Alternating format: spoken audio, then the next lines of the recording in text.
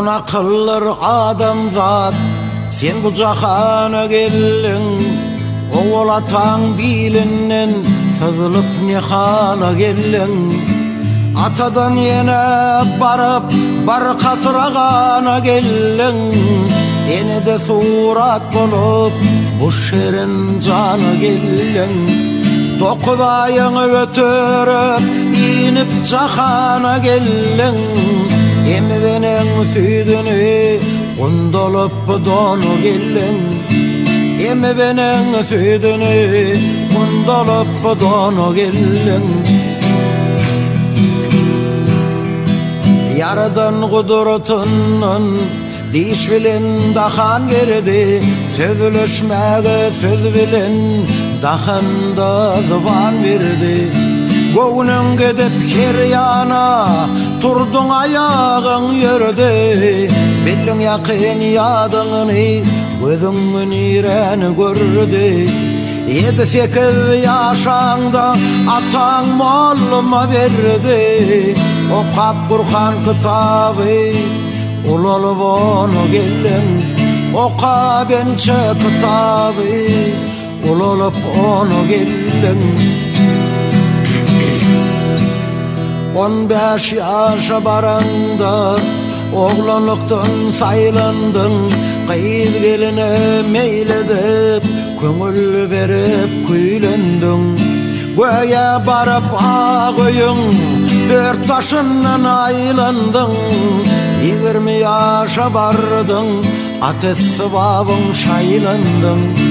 Hakkın permanı birdin senem bir gün öylendin.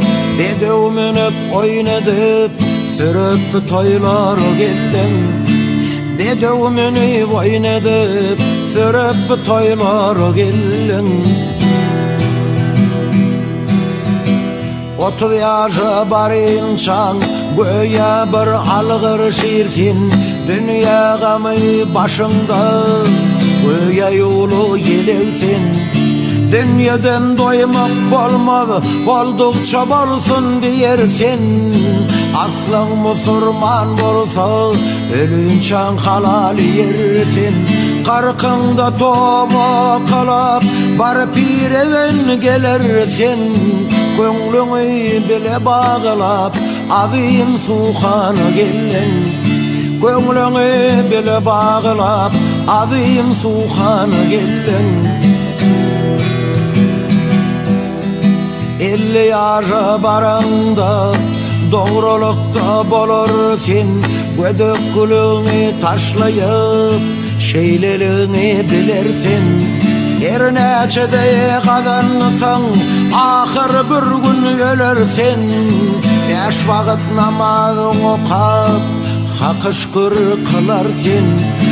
60 yaşa baranda karanlığını bilirsin. Ekin düşüptür dövük dövmene gelin. Ekin düşüptür dövük dövmene gelin. 70 yaşa baranda kanın açır yüzünden. Ak dişlerin dökülür şula gider gözünden. Kuva senden ayrılıp gücün açar bilinden. Oğlan şoklar korkma senin aydan sözünden. 80 yaşa baranda gönlün geçer özünden. Gider bolsan dünyadan yakasız donu gelin. Gider bolsan dünyadan yakasız donu gelin. Mağıtın ulu mehnettir, her kim toğusuna yetse. Kimler gelir cahana, kör gözün yaşa batsa. Hiç kimden harayip olmadı, acal yakandan tutsa. İmanını kazanığın yolunu rovan etse. Ahire bolcağın şudur, tenin yer bilen yatsey. İşi tüynüğü yok, karankıcaya gelin. Ahire boljoğun şudur, tenin yer bilen yassey. İşigi tüynügi yok, karanqıcaya gelin.